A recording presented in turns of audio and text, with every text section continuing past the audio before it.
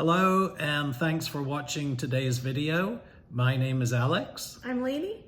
And today we are going to talk about how to plan for unexpected expenses. One thing you can always count on is there will be unexpected expenses. Yeah. Always. That's just life. Plan for the unexpected. Absolutely. Guaranteed. It will happen. Yeah. And so we've got a few examples of some recent expenses that we weren't planning for that happened since we've retired. One was a very sizable car repair, close to $2,000, which we were definitely not expecting.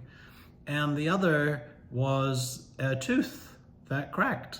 Of course, it cracked at the holidays. Always. But, at the moment, I think dental work is extremely expensive. And I don't know why, but we're pushing close to $5,000 right now on the cost of this tooth. And we're nowhere near close to being done with it. No.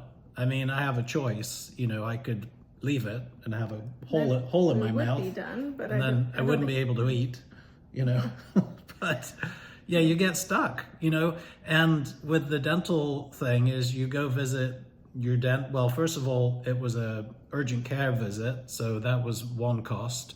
And then the regular dentist, and they look at it and go, oh yeah, you've got a cracked tooth, you need root canal. So they refer you to the root canal specialist who looks at it and says, oh no, it's too far gone for a root canal, you need to have it out and have an implant. So then you go to that person who takes out the tooth, and each visit is between, I don't know, $150 to $350 with each person that you visit, with their scans and x-rays and just consultation fees. And then you've got the actual procedures that you're paying for on top of that. So that was a huge unexpected expense that I'm still in the middle of right now. Yeah. So the question is, how did we pay for these unexpected expenses? The car repair, we just paid out of our savings account. I don't think there's any way to sort of get a payment plan on that. That just happens and you just have to pay for it.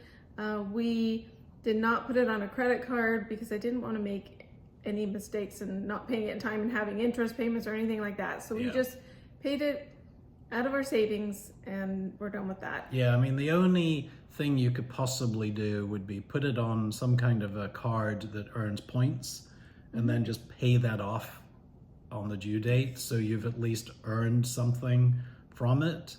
But yeah, the car payment, you just have to have budgeted in your savings. Yeah. And the tooth, well, all of the expenses up front that went with that, as far as visiting all these different dentists or specialists, the fees on those we just paid out of our savings account. But the big procedure of the tooth extraction, we were able to put on something called care credit. Yeah. And so that you can budget every month. And if you pay it off before a year, you don't have any interest payments. And so that's what we chose to do with that. It was a great deal. Yeah. Yeah. So I think that. But warning. If you don't pay it off in time. Even 1 penny. The interest payment is up around 30 or 32.99%. It's really high. So we are definitely going to be paying that off. In my opinion, I think it should be done by 11 months. That way there is no room for error. It's done before the date. Yeah, and they do allow you to set up auto pay, which that's what we did, so we don't miss a payment, because even though you have 12 months to pay it off, there's still a minimum payment due each month. The minimum payment is not enough to pay it off in 12 months. So they're hoping that you only pay the minimum payment, because at the end of 12 months, they will charge you the entire 12 months worth of interest that had accrued had you not made any payments. So it's a pretty sizable penalty. But they will let you set up an auto pay. They'll let you set up your choice of how much you want to pay, which we did, so that it'll be paid off in about 11 months. But that's a great program. But it doesn't cover everything you've done. You've already spent all kinds of out-of-pocket money that you need to have budgeted for. Probably easily $1,000 out of pocket. before we got to that point. Yeah. Yeah. So there are other unexpected expenses that you can count on. Do you own your own home? The furnace, the air conditioner, the water heater, the refrigerator. Refrigerators don't seem to last very long these days. Your TV. I think we've had 2 TVs die in the last 4 years. So, you know, your washer dryer. I mean, there's things that will just break. And, you know, you need to have budgets for those things too. One thing we do suggest if you're a homeowner is to have a home warranty. We've personally had a lot of success with that. I know there's mixed feelings out there, feeling like it's a waste of money, but when a big ticket item goes haywire, the home warranty will save you a lot of money. And it's easy to budget for because you know how much it's going to cost you each year. Yeah. And we have had to replace a water heater that was a couple of $1,000s and, you know, other things like that. So very definitely we're proponents of home warranties.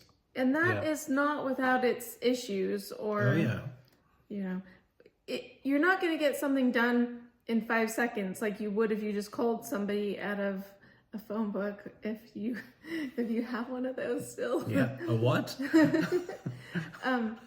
You know, they'll come out, they'll assess it, go back, figure out what the part is, get it approved, you know, then make another appointment to come and fix it, hopefully. Yeah, you're looking at a couple of weeks. I mean, it takes a little while, so just be aware of that. That's not something that usually gets fixed right away. Yeah, definitely. Yeah.